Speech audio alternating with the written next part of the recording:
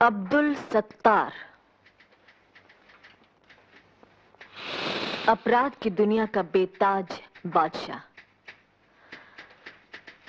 इस नाचीज अखबार नवीस से मिलने तो चलाया, भला क्यों? महज ये बताने कि अपराध की दुनिया का बेताज बादशाह अब यह खाकसार नहीं, वो शख्स है जिसे आप संत धर्मदास के नाम से जानती हैं। गालिबन आपके इस अखबार को चलाने के लिए पैसा भी वही देता है। आपको यकीन ना आ रहा हो तो इस फाइल को पढ़िए, इसमें उसका सारा कच्चा चिट्ठा है। आप इसे पुलिस में क्यों नहीं दे देते? इसलिए मोहतरमा कि पुलिस वाले अब सिर्फ उन्हीं मामलों की छानबीन करते हैं जो आपके अखबार में उछाले गए हों।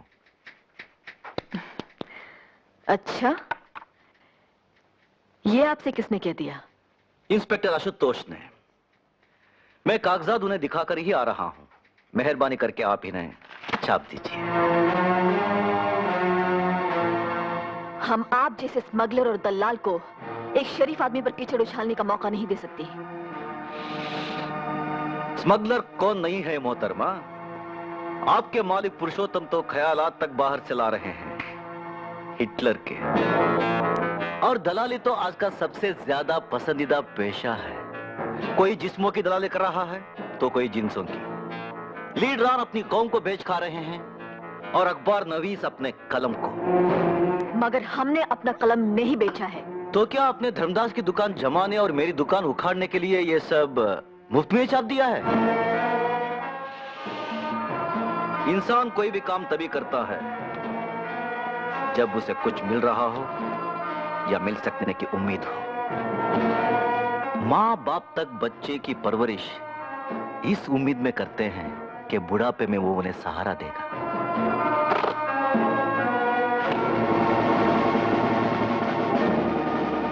ये नजराना कबूल फरमाइए और धर्मदास के खिलाफ ये मैटर अपने यहां छाप दीजिए। पाप की ये कमाई आपको ही मुबारक हो।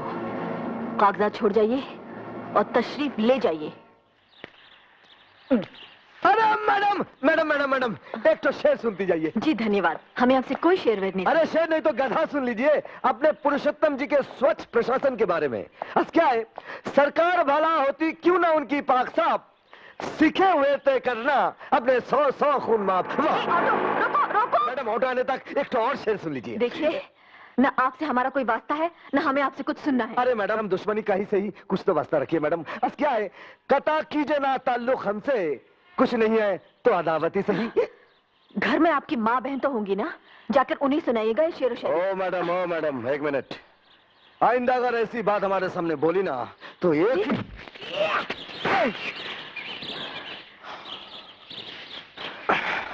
शायद आप भूल गए कि हम ब्लैक बेल्ट हैं। मैडम, मैं शायद आपको बताना भूल गया कि मैं भी ब्लैक बेल्ट रह चुका हूँ। हो सकता है कि आप कभी जूडो और कराटे चैंपियन रहे हो, और शायद मर्द और इंसान भी, मगर अफसोस अब नहीं। मर्द तो मैं हूं ही, और बदतमीजी बर्दाश्त नहीं करता। और एक बात सुन लीजिए मैडम, मैं भी एक इंसान हूं और मुझे भी बुरा लग सकता है। मेरी माँ बचपन में मुझे छोड़ गई और मेरी बहन को उस भ्रष्टाचार ने मुझसे छीन लिया जिससे आप जुड़ रही हैं। हम भ्रष्टाचार से लड़ रही हैं। उस धर्मदास की खिदमत करके जिसने केशव का खून करवाया।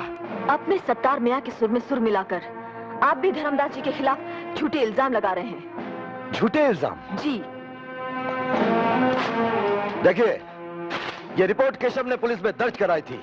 इसमें उसने धर्मदास से जान का खतरा होने की बात कही है। अगर ये कागजात फाइल से ठीक समय पर ना निकाले होते तो जोरावर सिंह कब का इन्हें फाड़ चुका होता। मैडम, कभी मुझसे धर्मदास के बारे में तहकीकात कराइए, फिर देखिए आपके सच के आश्रम में कितना पाप का घड़ा मिलता है।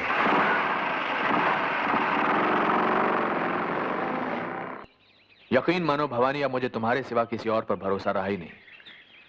जो मेरे बहुत नजदीक के लोग हैं उन पर तो खास तौर से मुझे शक है।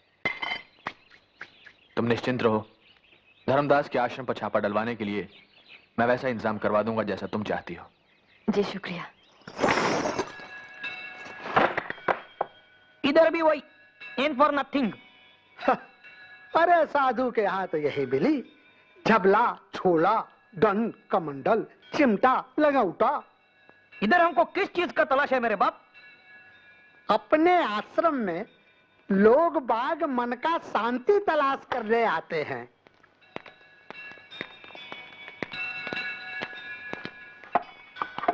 सॉरी सर, वहां भी कुछ नहीं मिला। शुक्रिया।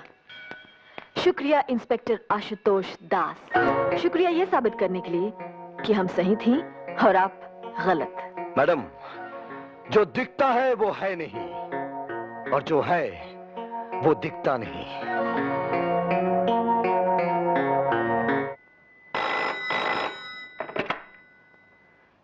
इंस्पेक्टर आशुतोष दास। आशुतोष। हेलो। अरे कुछ बोलिए तो सही। अब रो क्यों रही हैं? बताइए ना आपकी तकलीफ क्या है। हेलो।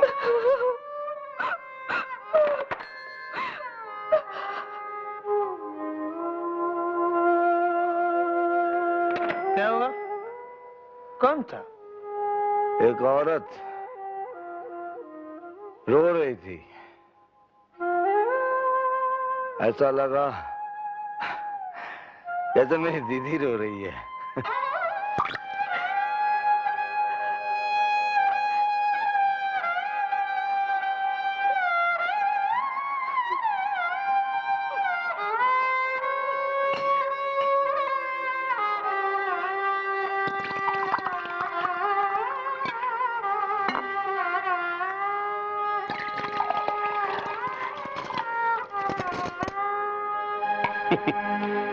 लोगों को सोडे के साथ पीते देखा, पानी के साथ पीते देखा, पर आंसुओं के साथ विस्की पीते बस एक तेरे को ही देखा है दीपाली। ये विस्की भी तुम्हारी दी है जी, और ये आंसू भी। अच्छा जी, कोई ऐसी चीज भी है जो ना दी हो मैंने तेरे को?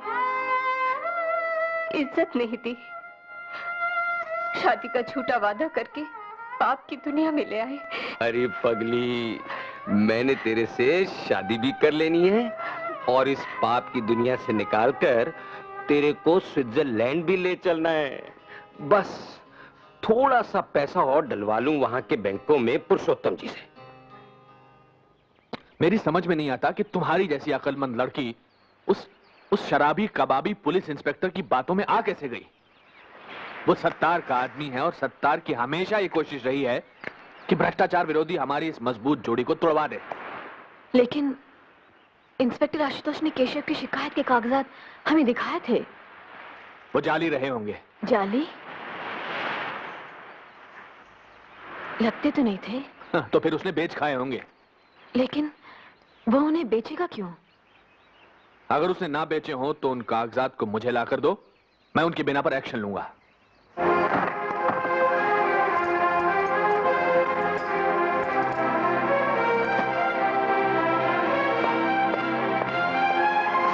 अब बंद भी कीजिए ये नाटक। अगर आपके पास असली कागजात थे भी तो आप उन्हें बेच चुके होंगे। मैंने ऐसा कुछ नहीं किया है मैडम, बल्कि सच तो यह है कि आपने अपने पुरुषोत्तम जी को बताया, इसलिए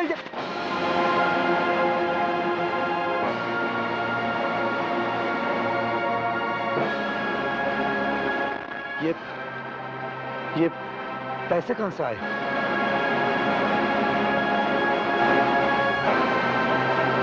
कागजात बेचकर आप उनमें से हैं जो पैसे के लिए कुछ भी कर सकते हैं।